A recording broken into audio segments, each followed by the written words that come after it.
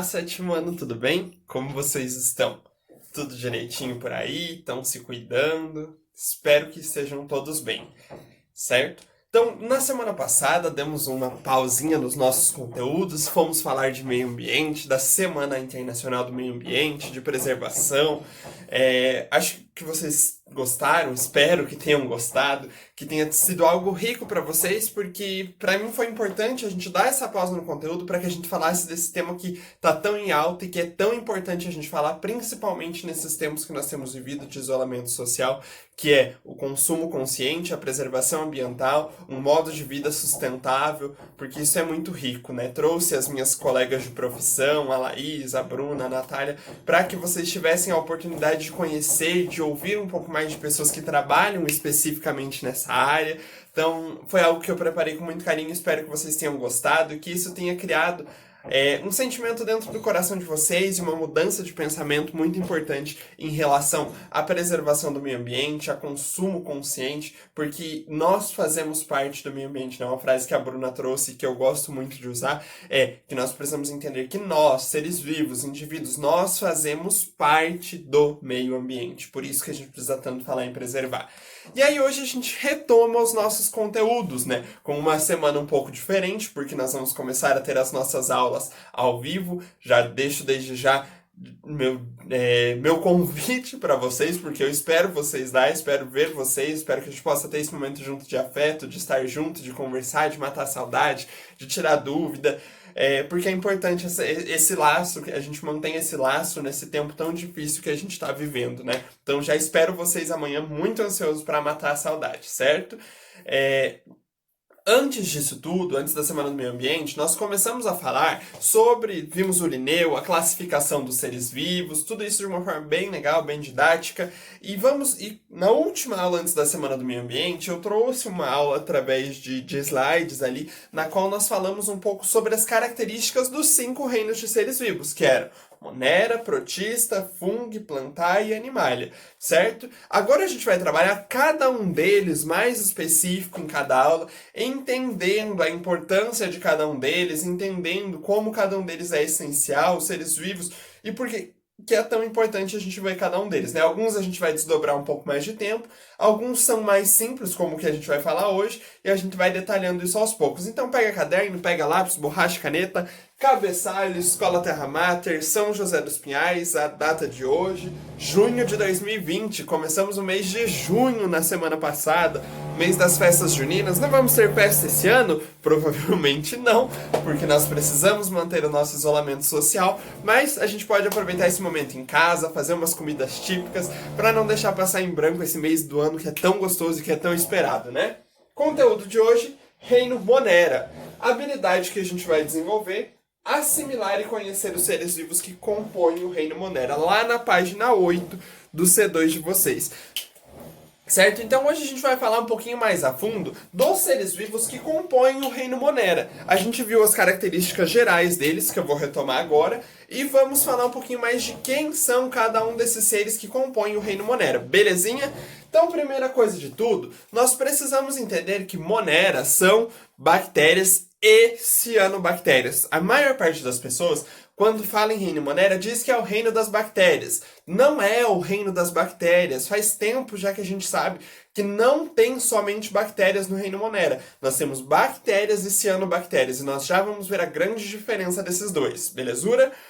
Segunda coisa, todos os seres vivos do reino Monera são compostos por uma única célula. Nosso corpo tem milhões de células. Uma planta tem milhões de células. As bactérias e as cianobactérias, elas têm uma única célula.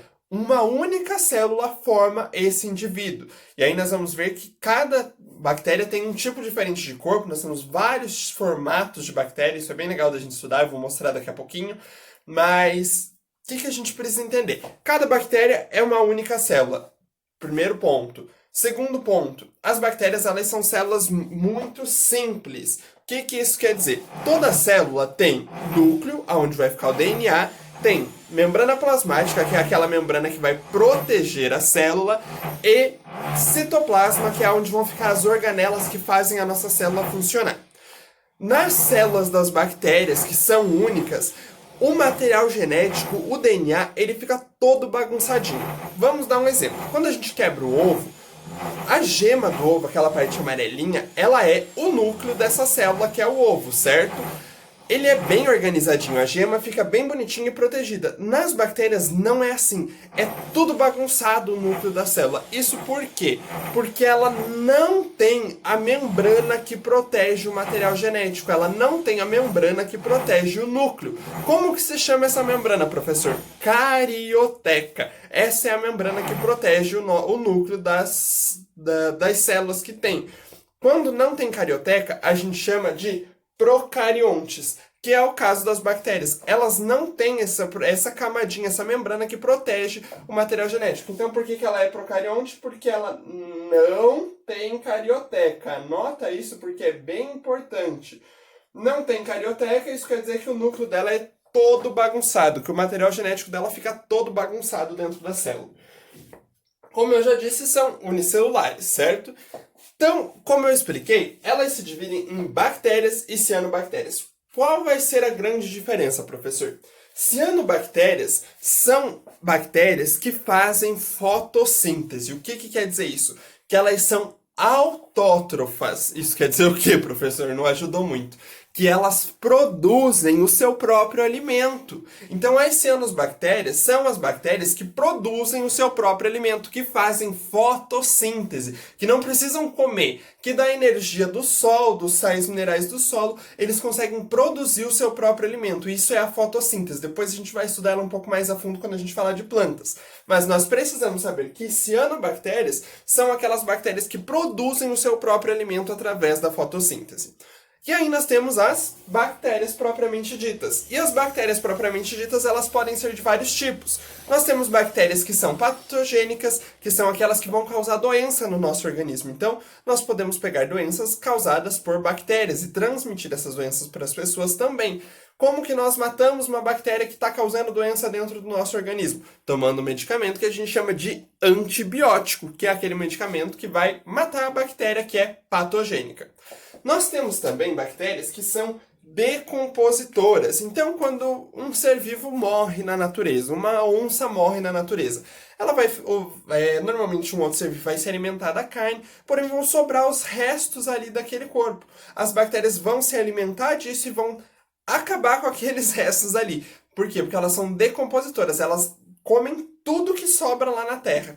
Então, bactérias podem ser também decompositoras.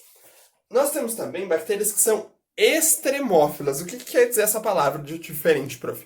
Bactérias que vivem em lugares extremos. Então nós temos bactérias que vão viver lá no fundo dos oceanos, nós temos bactérias que vão viver nas beiras dos vulcões, nós temos bactérias que vivem lá nas alturas. Por quê? Porque as bactérias, por serem muito simples, de uma única célula, elas às vezes conseguem desenvolver características que permitem elas viverem em situações extremas. E essas bactérias nós vamos chamar de extremófilas. E aí, por fim, nós temos as bactérias endosimbiontes. Endo quer dizer que vive dentro. Quais bactérias que vivem dentro do nosso corpo? Várias.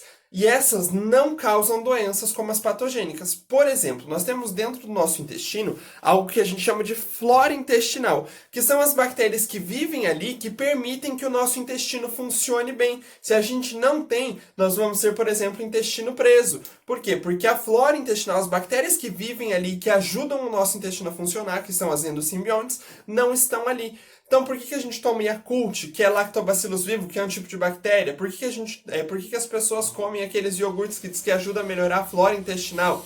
Porque esses alimentos têm bactérias que são endosimbiontes, que vão ir lá para a nossa flora intestinal e fazer o nosso intestino funcionar direito. Então, sempre lembrar que dentro das bactérias nós temos esses 4 principais tipos. As patogênicas, que são as que causam doença, as decompositoras, que são aquelas que vão eliminar tudo, as extremófilas, que são as que vivem em situações extremas, e as endosimbiontes, que são aquelas que fazem parte do nosso corpo. E lembrar sempre que, além das bactérias, nós vamos ter as cianobactérias, que são aquelas que produzem o seu próprio alimento através da fotossíntese, certo? Além disso, as bactérias elas têm grandes formatos, e aí a gente fecha essa aula falando sobre isso. Por mais que ela seja um único tipo de célula, o corpo dela pode ter vários formatos. Aí nós vamos ter as bactérias, por exemplo, vou desenhar aqui no cantinho para vocês verem. Nós temos, por exemplo, as bactérias redondinhas assim, que nós vamos chamar de cocos. Cocos. Quando a bactéria de cocos se junta com uma outra bactéria, nós vamos chamar de diplococos. Aí elas podem ir se juntando e formar várias outras bactérias a partir da junção de uma única. Aí nós temos outra que tem um formato mais ou menos assim, que é a que a gente vai chamar de bacilo, que é a que forma o lactobacilo vivo lá do nosso Yakult, certo? Então, um outro formato que a gente tem também são os vibriões, que são aqueles que fazem um formato assim, ó. Deixa eu desenhar aqui, esse é mais difícil. Que parece uma vírgula, ó. Esses a gente vai chamar de vibriões. Um outro tipo que a gente tem, vou ver qual que falta. Tem os espirilos, que são aqueles que formam um formato de espiral.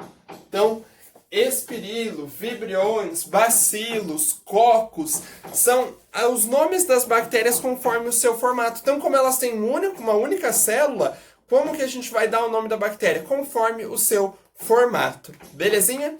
Então, bem importante a gente compreender um pouco mais a fundo, saber como as bactérias se dividem nesses dois tipos, que são bactérias e cianobactérias, certo? Entender que nós temos esses 4 tipos de bactérias que são bem importantes e entender que cada uma delas pode ter um formato diferente e cada formato vai dar um nome para essa bactéria. Lembrem sempre, procarionte não tem carioteca, quer dizer que o núcleo dela é todo bagunçado, e que unicelular, porque ela tem uma única célula. Essas são as características gerais das bactérias e das cianobactérias que formam o reino Monera. Então agora, sempre que falar em reino Monera, lembrem, não são somente as bactérias, são bactérias e cianobactérias, que são bem diferentes. Belezura? Por hoje era isso, na próxima aula a gente continua falando um pouco mais dos reinos. Amanhã a gente faz então o nosso tira dúvida, esse nosso momento de matar a saudade, de manter o nosso laço de afeto. Eu espero vocês lá, certo? Então, fiquem bem, se cuidem, um grande abraço e até amanhã.